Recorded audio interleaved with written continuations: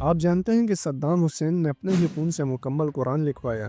عراق کی تبدیلی اور اپنی حکومت کو مضبوط بنانے کے لیے کون سے قدم اٹھائے؟ ہم ایک ایسے آدمی کی بات کرنے جا رہے ہیں جو اپنے دور میں مڈل ایسٹ کی سب سے متنازع اور طاقتور شخصیتوں میں سے ایک تھی۔ ہم بات کریں گے صدام حسین کے عروج اور زوال کی، صدام کی زندگی، ان کی حکومت اور ان کے دور میں عراق اور باقی دنیا پر کیا اثرات پڑے۔ صدام حسین کی پیدائش 28 اپریل 1937 عراق کے شہر تکریت کے قریب ایک گاؤں اوجہ میں صدام نے آنکھ کھولی۔ صدام کا بچپن بہت مشکل حالات میں گزرا۔ صدام کے والدین کی پیدائش سے پہلے ہی انتقال کر گئے اور ان کی والدہ نے غربت سے تنگ آ کر دوسری شادی کر لی۔ سوتیلے باپ کا صدام کے ساتھ برتاؤ بہت پرتشدد تھا، لیکن کون جانتا تھا یہ بیچارہ بچہ مستقبل کے عراق کا سب سے طاقتور آدمی بن کر ابھرے گا۔ صدام نے اپنا گھر چھوڑا اور تکریت میں اپنے ماموں کے پاس چلا گیا۔ صدام کو ان کے ماموں خیر اللہ طلفہ نے پالا، جو کہ ایک ملٹری مین تھے، جس سے صدام کی شخصیت پر گہرا اثر پڑا۔ صدام کو ہسٹری سے بہت لگاؤ تھا۔ خیر اللہ طلفہ نے صدام کو پڑھا لکھا کر ان کی تربیت کی۔ صدام میں بچپن ہی سے انقلابی سوچ پائی جاتی تھی۔ 1957 صرف 20 سال کی عمر میں صدام نے باس پارٹی جوائن کی، جو ایک عرب اینٹی ویسٹرن ایجنڈا رکھتی تھی۔ 1958 عراق میں بادشاہت کا خاتمہ ہوا اور جنرل عبدالکریم قاسم نے اقتدار سنبھالا۔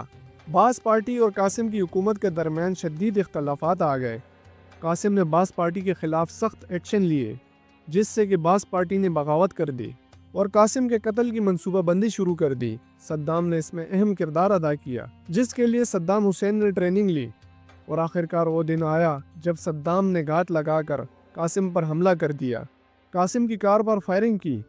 قاسم اس میں زخمی ہوا لیکن وہ بچ گیا۔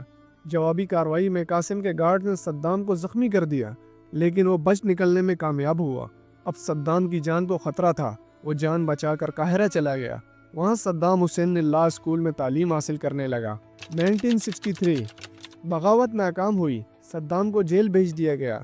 1968 ایک اور بغاوت کے ذریعے باس پارٹی نے دوبارہ اقتدار حاصل کر لیا اور صدام نائب صدر بن گیا۔ 1979 صدام حسین عراق کے صدر احمد البکر سے زبردستی استعفیٰ لے کر خود عراق کے صدر بن گئے۔ اب صدام عراق کا سب سے طاقتور آدمی تھا۔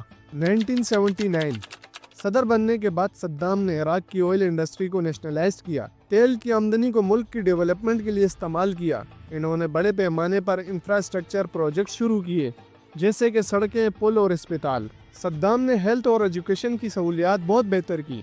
ان ریفارمز کی وجہ سے عراق کی اکانومی میں بہت امپروومنٹ آئی اور عراقی عوام کا معیار زندگی بہت بہتر ہوا۔ صدام حسین وومن رائٹس کے بہت حق میں تھا اور صدام کی حکومت میں تمام عرب کنٹریز میں سب سے زیادہ وومن رائٹس کے حق میں عراق میں کام ہوا۔ اب صدام حسین عراق سمیت تمام عرب کنٹریز میں بہت مقبول لیڈر بن چکا تھا۔ صدام نے اپنے 24 لیٹر خون سے قرآن لکھوایا اور اسے ایک مسجد میں رکھوا دیا۔ لیکن صدام حسین ایک ڈکٹیٹر تھا۔ انہوں نے اپنے سیاسی مخالفین اور ناقدین کو سختی سے دبایا۔ درجنوں انسانوں کو پھانسیاں دیں۔ ان کی حکومت میں باغیوں کو سختی سے کچلا گیا۔ 1980 صدام نے ایران پر حملہ کر دیا۔ اس جنگ میں سعودی عرب اور کویت نے عراق کا ساتھ دیا اور امریکہ اور برطانیہ نے بھی ہر طرح سے حمایت کی، حالانکہ بعد میں یہی عراق کے دشمن بن گئے۔ یہ جنگ 8 سال تک چلی۔ یہ جنگ بہت تباہ کن تھی اور اس میں لاکھوں لوگ مارے گئے۔ جنگ کے دوران صدام نے کیمیکل ویپنز کا بھی استعمال کیا، جو کہ امریکہ اور برطانیہ ہی کی دین تھی، اور انہی ہتھیاروں کو وجہ بنا کر بعد میں عراق پر امریکہ نے حملہ بھی کیا۔ جنگ کے اختتام پر دونوں ممالک کی معیشت تباہ ہو چکی تھی، لیکن صدام نے اسے اپنی فتح قرار دیا۔ 1990 صدام نے کویت پر قبضہ کر لیا، جو گلف وار کا سبب بنا۔ انہوں نے دعویٰ کیا کہ کویت تاریخی طور پر عراق کا حصہ ہے اور اس کے تیل کے ذخائر پر عراق کا حق ہے۔ 1991 international coalition operation desert strong کر کے عراق کو کویت سے نکال دیا گیا۔ اس انٹرنیشنل کولیشن میں 39 کنٹریز کی فوجوں نے حصہ لیا اور اس آپریشن کو امریکہ نے لیڈ کیا۔ جنگ کے بعد عراق پر یونائیٹڈ نیشن کی طرف سے سخت سینکشن لگا دی گئی، جس کی وجہ سے ملک کی اکانومی مزید تباہ ہو گئی۔ امریکہ کو ڈر تھا کہ کہیں صدام حسین امریکہ کے سب سے بڑے اتحادی اسرائیل پر حملہ نہ کر دے اور تمام آئل کا کنٹرول صدام کے ہاتھوں میں نہ چلا جائے۔ 2003 امریکہ اور اس کے اتحادیوں نے عراق پر حملہ کیا۔ Saddam per weapons of mass destruction تیار کرنے اور القاعدہ کے ساتھ تعلقات کا جھوٹا الزام لگایا۔ حالانکہ تباہی پھیلانے والے ہتھیاروں کے حوالے سے کوئی شواہد نہیں ملے تھے، لیکن امریکہ ارادہ کر چکا تھا۔ مقصد تھا عراق سے مائنس صدام حسین۔ پیچھے ہٹنے کا تو اب سوال ہی پیدا نہیں ہوتا تھا۔ امریکہ نے اتحادیوں کے ساتھ عراق پر آپریشن شروع کر دیا اور صدام کی حکومت جلدی ہی گر گئی اور وہ چھپنے پر مجبور ہو گیا۔